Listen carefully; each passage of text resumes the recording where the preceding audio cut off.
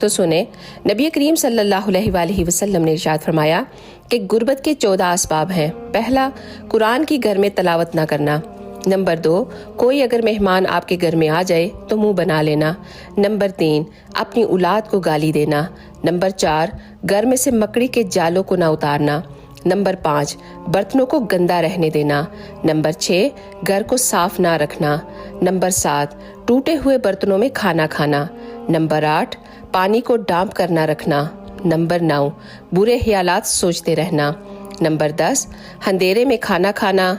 Number 11, अगर कोई सवाली आपके घर पर आ जाए तो उसे खाली हाथ लौटा देना। नंबर 12,